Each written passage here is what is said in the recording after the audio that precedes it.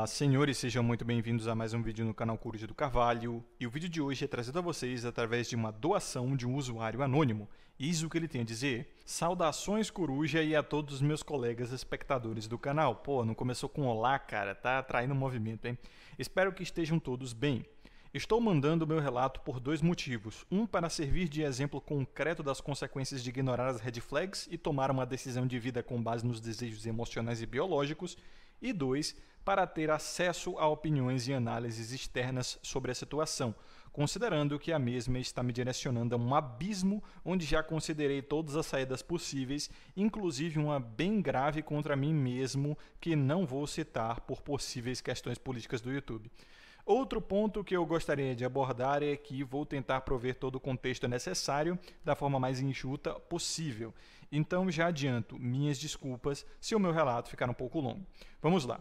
Só tive acesso aos conceitos relacionados a seguir o próprio caminho e como os padrões de comportamento das mulheres podem ser destrutivos recentemente. Acredito que se tivesse me envolvido e prestado mais atenção no passado, antes de seguir o caminho que segui, não estaria passando pelo que estou hoje. Tudo começou com um namorinho de ensino médio. Com os hormônios à flor da pele de uma adolescente, a carência emocional, somada a ser um sub-5 invisível, e a cultura de que você só é um rapaz de valor quando se envolve com uma mulher, eu acabei me apegando incondicionalmente a uma delas. Depois de muito esforço, ela me deu uma oportunidade. O negócio foi tão sério que desde então dediquei a minha vida para essa pessoa, tanto que, consequentemente, estamos juntos há mais de uma década e casados há quase 2 anos. Conforme o relacionamento foi se desenvolvendo, algumas red flags foram aparecendo, como algumas vezes ela tinha facilidade em me tratar muito mal e me desprezar, constantemente priorizava muito mais as 2 mulheres que moravam com ela, mãe e irmã. O pai foi embora, alegando motivos extremamente semelhantes ao que eu estou passando, e algumas vezes demonstrava sinais de comportamento violento, manipulação emocional, entre outros fatores que também relevei por conta do meu apego e desejo. Antes mesmo de me casar, eu já prestava apoio financeiro a demandas gerais da família dela. A irmã dela não está mais presente e ela, por priorizar e focar muito na mãe, nunca quis casar e ir morar comigo em um lugar só nosso. Como era de se esperar, seguimos namorando até que ela engravidou do nosso filho. Diante desses fatos, casamos e hoje moro com ela, meu filho, 1 ano e meio, e pasmem, minha sogra. Elas trabalham muito pouco, então eu me dedico em 2 empregos e, por ser home office, muitas vezes virando noite para dar conta. Quando não viro a noite trabalhando, é no mínimo 11 horas por dia. Muita cafeína, remédio controlado, estimulante do sistema nervoso central e antidepressivo. E não sei mais o que é lazer ou conversar com outras pessoas que não seja trabalho. Consumo os vídeos do canal, inclusive, enquanto trabalho. Em troca de uma renda muito acima da média, pago todas as contas da casa e com o dinheiro delas, muito raramente, elas compram algumas coisinhas. E eu continuaria fazendo isso alegremente se não fosse o que está acontecendo. Começando pela minha sogra, que sempre me tratou com desprezo, muitas vezes me xingou diretamente, sempre se mostrando tóxica e vive em constante briga, ou comigo ou com outras pessoas. Está sempre chorando as mágoas para a filha, que está sempre disposta a largar e ignorar tudo, até o marido, para prestar apoio emocional à sua mãe. Quando não está confrontando alguém, a minha esposa está elogiando a mãe por qualquer coisa que ela faça, o que geralmente não é muito. Como quando ela raramente varre algum cômodo ou lava uma louça. Em contrapartida, no que diz respeito a mim, mesmo com meus sacrifícios, dedicação e provisão, nunca é o suficiente. Constantemente tem uma reclamação aqui e outra ali, ou para cuidar mais do filho, ou para manter certas coisas da casa arrumada, etc. Algumas vezes cometi o erro fatal de contestar que a mãe dela, por não fazer quase nada, e eu por prover as coisas, minha sogra poderia ajudar mais. Em todos os momentos que contestei, ela me xingou muito de formas agressivas, e mais agressivas ainda quando eu citava a mãe dela. Na visão dela, eu sou obrigado a me sacrificar como for, pagar as contas da casa e demais contas esporádicas, comprar comida, tudo para todos os membros da casa e ainda assim suprir as demais demandas gerais enquanto agrado ela e a mãe dela. E ela briga também quando eu não dou muita atenção para a mãe dela. Esses problemas vêm se agravando muito nos últimos tempos e eu estou perdendo a sanidade e a vontade de viver. eu estou cada vez mais me comportando como um vegetal, enquanto em contrapartida ela se torna cada vez mais agressiva, chegando a recentemente me dar um soco no peito. Hoje, quando não está xingando ou cobrando, está olhando de cara amarrada para mim. Por eu não responder mais às agressividades, tem entrado em contato com membros da família para reclamar de mim. A chantagem emocional mais usada hoje é o meu filho. Caso eu não atinja as expectativas dela, independente da minha provisão, das noites sem dormir, do estresse, das contas pagas e da preocupação com o sustento dela e do nosso filho e da mãe dela, eu sou um pai ruim e irresponsável. Isso me afeta muito porque filho é filho. Se não fosse por ele, eu não me dedicaria tanto e não estaria vivendo esse inferno em primeira instância. Mesmo tentando não responder aos gritos e tratamentos agressivos dela, quando fico quieto, começo a ficar na hora com uma falta de ar muito forte. Meu coração dispara e vem uma tontura a nível que eu tenho que me segurar na parede para não cair, como se eu tivesse acabado de correr por quilômetros. Não sei mais o que fazer. Nisso não para, estou prestes a ir para um hotel trabalhar com meu notebook até conseguir um lugar para alugar. Ainda assim estou travado porque vou ficar muito mal por estar longe do meu filho. Pelo transtorno que sei também que esse momento de transição vai gerar e porque, conhecendo ela, tenho receio até de ela entrar em contato com meus empregadores com uma lista de denúncias para me arrumar problema com eles ou até me fazer ser demitido. Considerando esses fatos, ao optar por seguir o meu próprio caminho e os problemas disso, especialmente por me afastar do meu filho e não acompanhar de perto o crescimento dele, e também a minha imagem que vão construir por ele com base na imagem do pai dela que construíram para mim, um pensamento constante que eu só consigo parar de ter quando o meu remédio controlado faz efeito é o de comprar uma churrasqueira portátil e escrever um textão para o meu filho. Para bom entendedor, meia palavra basta. Não quero me alongar mais no meu relato. Prestem atenção nas red flags antes de tomarem uma decisão irreversível ou trazerem uma nova pessoa no mundo. Coruja, por favor, analise a situação e, se possível, compartilhe também o que você faria se estivesse nessa sinuca de bico. Não estou buscando uma figura de refúgio, apenas preciso de visões diferentes, porque, por estar isolado de pessoas e visões diferentes, estar no meio do olho do furacão, uma visão externa cairia muito bem para meu loop de processamento mental constante. Muito obrigado pela atenção de todos e também pelo seu excelente conteúdo, Coruja. É uma das poucas coisas que tem me ajudado a sobreviver. E ao Anônimo, muito obrigado pela doação e pelo excelente assunto de vídeo. Esse relato, na verdade, né, que é um relato extremamente macabro. E antes de iniciar aqui essa análise, é aquele recado de sempre, né, senhores?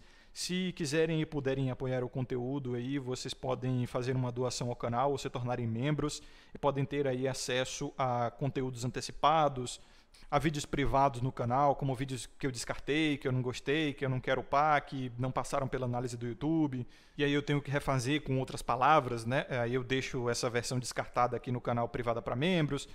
E é claro, para escolher um tema de vídeo, um relato aqui para eu discorrer no canal, os links estão aqui na descrição e no comentário fixado, tá? Mas se quiserem apoiar o conteúdo de maneiras gratuitas, vocês podem sempre deixar um like, se inscrever, ativar as notificações, compartilhar o vídeo e, é claro, ficar à vontade na seção dos comentários, como sempre. Vamos lá. Cara, é por isso que o conteúdo de Homens que Seguem o Seu Próprio Caminho é tão importante. O conteúdo de Homens que Seguem o Seu Próprio Caminho, ele nasceu pra isso, cara. Não é pra ficar falando de VSM, não é pra ficar falando de Stacyzinha, não é pra ficar falando de sedução. É pra tirar caras desse mercado, é pra tirar os caras desse pensamento.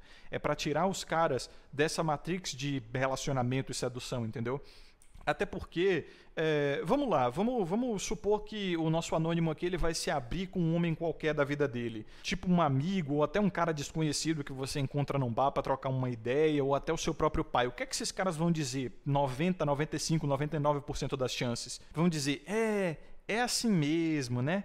É complicado, mas mulher é isso aí, cara. Casamento é isso aí, o que importa é o filho.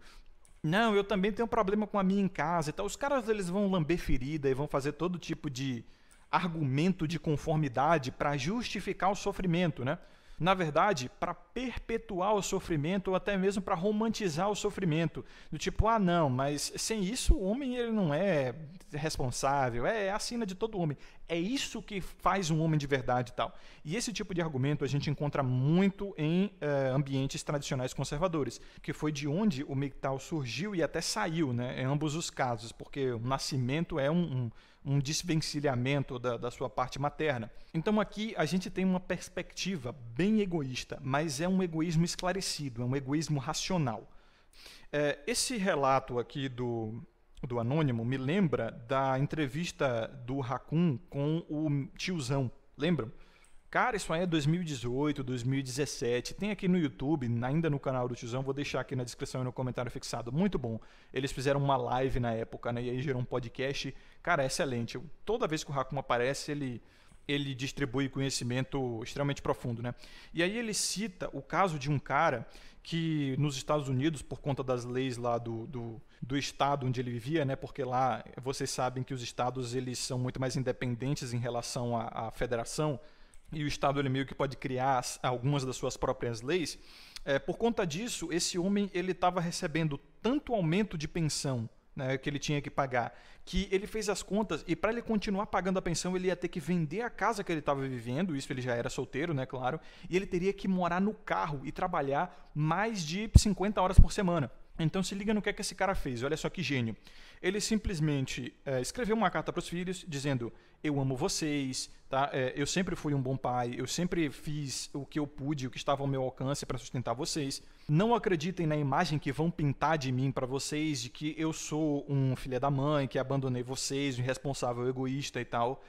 Mas eu vou ter que me mudar de país simplesmente porque a sua mãe está me forçando a morar na rua para continuar pagando pensão, que é muito mais do que vocês precisam e grande parte dessa pensão com certeza está indo para o bolso dela e não para vocês. Então ele simplesmente fez isso e ele foi morar em algum país asiático, acho que Bangladesh, sei lá, Taiwan, em algum país onde ele não pode ser extraditado de volta para os Estados Unidos, entendeu? Por conta de inadimplência da pensão e tal. E aí, irmão, o cara ficou lá, entendeu? E dane-se. E é por isso que é importante ter o que nós chamamos de liberdade geográfica, né? Que é justamente a capacidade de você mudar de cidade, estado, até de país, sem perder as suas fontes de renda, sem prejudicar o seu lado financeiro. E para isso tem o treinamento do Vegeta do Presente que eu já tive acesso e já acompanhei e achei muito bom, que justamente ensina liberdade emocional, liberdade geográfica e liberdade financeira para homens que seguem o seu próprio caminho. Lá você aprende a exercer sua profissão de maneira digital e se livrar de amarras geográficas, do tipo, ai não, meu trabalho está aqui, minha empresa está aqui, meu negócio todo é situado na minha cidade, no meu estado, no meu país. Então, para vocês aprenderem isso, eu recomendo muito o treinamento do Vegeta do Presente, que está aqui na descrição e no comentário fixado, para vocês acessarem. Então, o Anônimo até me pergunta, né? Poxa, o que é que você faria na minha situação, Coruja? E, novamente, eu não estou aqui para ficar dando guia de vida para ninguém, tá? Então, eu lavo minhas mãos a respeito de qualquer conselho aqui. Se vocês tratam como isso, não é conselho, não é manual de vida. É simplesmente o que eu faria nessa situação. Como ele disse que o filho dele tem 1 ano e meio, não dá simplesmente para levar um guri para bater um papo, né? Se fosse um adolescente, assim, de uns 14, 15, 16 anos, se ele tivesse já uma cabeça mais ou menos feita, uma certa maturidade aí, não fosse tão infantil, eu levava o guri para bater um papo comigo e falava, olha, eu tô caindo fora. Não dá para viver mais com a tua mãe e com a tua avó. Elas estão fazendo eu querer tirar minha própria vida. E o que é que eu vou fazer? Eu abri uma conta aqui no teu nome como teu responsável, eu vou ficar botando todo mês uma grana aqui para você, uma grana que eu acho justa. E aí o que é que eu sugiro que você faça? Que você guarde isso para quando você precisar, não gaste tudo, aprenda a mexer com finanças, aprenda a investir para você ter uma grana. Eu vou manter essa grana até 2000 e não sei quanto, até você completar aí seus 20, 25 anos. Essa grana vai continuar chegando para você. Eventualmente, se eu ganhar mais ou se eu ver que é necessário para você, eu vou aumentar também esse ordenado mensal. A gente pode manter contato, a internet é uma maravilha para isso. Eventualmente você pode vir me visitar, mas eu simplesmente estou indo para outro país, porque eu não vou ficar dando dinheiro na mão dessa irresponsável, dessa maluca que é a sua mãe, que já cometeu violência doméstica contra mim, que me trata feito lixo e muito provavelmente ela não tem responsabilidade nenhuma de lidar com dinheiro, para evitar que ela tire da sua boca, sei lá, para gastar com um salão de beleza. Então vou deixar aqui na tua mão. E você pode passar esse dinheiro todo para ela, você pode dar uma parte para ela, tanto faz. A responsabilidade é toda sua. Você pode gastar isso tudo com besteira. O que eu estou fazendo aqui é te ensinando a ser homem, te dando responsabilidade e autoridade sobre sua própria vida. E também eu estou lavando as minhas mãos, né? Para eu não me sentir um irresponsável que botei uma vida no mundo sem sustentar. Então também estou fazendo, como dizem, né? O meu papel de homem. E é claro, esse papo eu ia dar para ele depois de uma tarde, que eu ia passar com ele, levar ele no parque de diversão, sei lá, pô, assistir um filme, uma parada dessa entre pai e filho, tá ligado? Pra fortalecer o laço aí e tal. Agora, já que o guri tem 1 ano e meio, irmão, as coisas ficam bem mais complicadas, sinceramente, porque é uma criança. Aí, nesse caso, não tem jeito, é sair fora e pagar pensão. E aí, é claro, se você está preocupado com a imagem que vão fazer de você para o teu filho, aí tu pode escrever uma carta, tu pode sempre manter contato, tipo quando o moleque completar uns 14, 15 anos, tu manda uma carta para ele, ou já escreve essa carta e já deixa endereçada ali, prontinha para... Mas, enfim, nesse caso, não dá para se preocupar muito com essa situação. Infelizmente, é um lado emocional do homem aí, até um lado do ego, né, da autoimagem social, que ele vai ter que destruir, ele vai ter que matar, não tem jeito. O homem, nessa situação, quando ele está se priorizando em relação a uma família completamente destrutiva, cara, ele sempre vai ser taxado disso e daquilo, não adianta, tem que lidar com isso. O máximo que você pode fazer é pedir o divórcio, ir na miserável vara de família, na máquina de moer homens, né? E deixar que aconteça aí a pior miséria que pode acontecer na vida do homem. Perder metade dos bens, até mais, na verdade, né? E pagar a famosa pensão, né? Que é 30% ou mais do seu rendimento mensal. Mas aí é que tá. Para homens que têm um rendimento mensal não estipulado, o cara é autônomo, ele, enfim, tem uma empresa e tal, o que é que a vara de família esperta e sacana do jeito que faz? Ela pega o seu rendimento mensal mais alto dos últimos 2, 3 anos, ou até mesmo desde que você abriu a empresa ou de que você virou autônomo, e estipula que você tem que pagar 30%, 40% daquele valor.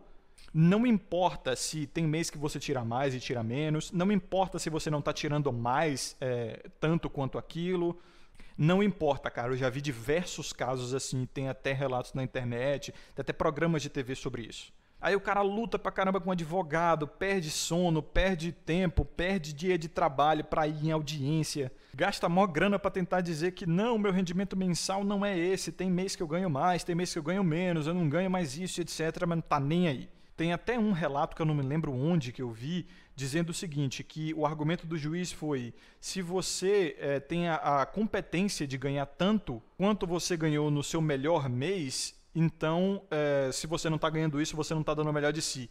Logo, você vai pagar 40% disso aqui, dane-se, que pode ser 80% até 100% do seu rendimento mensal atual. Essas coisas acontecem, tá? Eu não tô brincando. Então, assim, nessa situação, se o negócio ficar muito pesado pra você a ponto de você não conseguir nem viver com dignidade, aí o que é que eu faria? Mano, eu ia meter o pé, dane-se, né? Como eu trabalho em home office nessa situação, eu ia simplesmente para um país onde eu não posso ser extraditado por conta de inadimplência de pensão e ia ficar mandando, né, pra conta dela ou pra conta no nome do guri, que seja, pra quando ele completasse, sei lá, 18 anos, ele poder ter acesso total, né? Enquanto ele não completa isso, a mãe tem acesso, eu ia ficar mandando o valor que eu acho justo para eles viverem no Brasil. E eu não ia ficar dando porcentagem do quanto eu ganho. É o valor justo para eles viverem com dignidade, tá ligado? E dane-se. E aí, irmão, podem ficar dizendo, mas e a criança? A criança vai crescer sem o pai, mas isso não é justo, que não sei o que, a criança não tem culpa. Irmão, tem que se danar esse tipo de argumento. Pelo menos eu penso assim. Não estou dizendo que as pessoas têm que pensar como eu, mas tem que se danar esse argumento, sabe por quê? Porque é melhor um pai saudável longe, onde o filho, quando ele completa uma certa idade, ele pode visitar esse pai, conhecer esse pai e ter acesso aos conhecimentos desse pai, do que um pai covarde dentro de casa, completamente acuado pelas leis, completamente acuado pela sogra e pela esposa, que tem só responsabilidade e nenhuma autoridade sobre a criação do filho. É muito melhor um pai ausente, distante, saudável, de braços abertos para quando o filho quiser visitá-lo, do que um pai, entre aspas, né, presente dessa maneira. Um cara que, como um anônimo, está à beira do autochurrascamento, um cara que, como um anônimo, tá com síndrome do pânico, dá pra ver que ele tá com sintomas de síndrome do pânico aí, né? Tomando remédio controlado pra caramba, tá perdendo noite, tá vivendo uma vida miserável.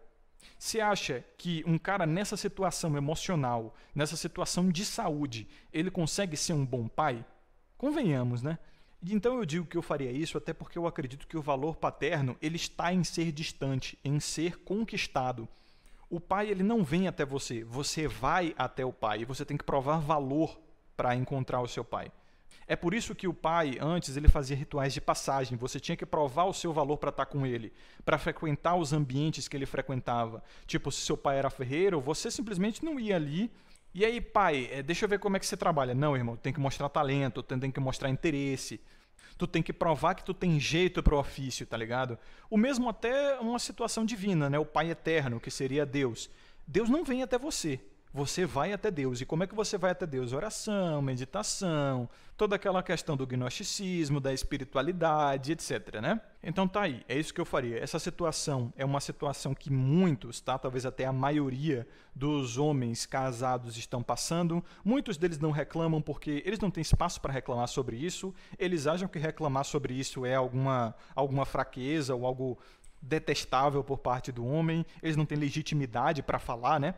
Mas quando a gente senta numa mesa de bar ou vai conversar com caras que estão casados, eles sempre gostam de fazer essa Olimpíada do Sofrimento, né?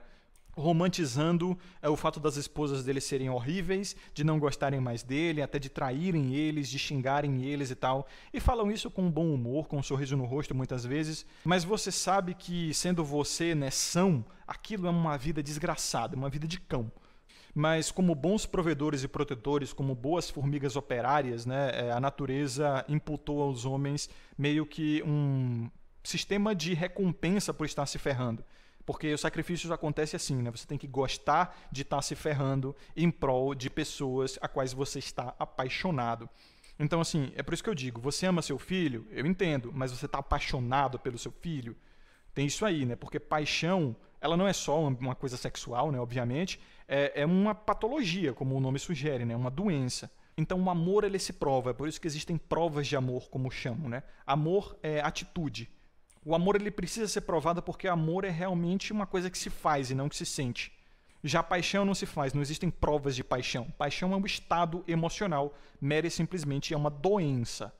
E sim, é uma prova de amor um pai se afastar dessa maneira para priorizar a si mesmo, porque é como diz aquele ditado, né? Você não consegue encher o balde de ninguém se o seu está vazio. Então você não vai conseguir ser um bom pai e amar o seu filho, mostrar amor a ele se você estiver ferrado, se você estiver nessa situação aí. Então tá aí o que eu faria, né? A vocês, senhores, peço que fiquem à vontade aí para dizer o que vocês fariam nessa situação. Aos que acompanharam até aqui, um forte abraço. Lembrem-se de ter sabedoria e consciência sempre. Um agradecimento aí ao Anônimo e todos os doadores e membros do canal. Aqui é o Coruja do Carvalho. Vejo vocês no próximo vídeo e até mais.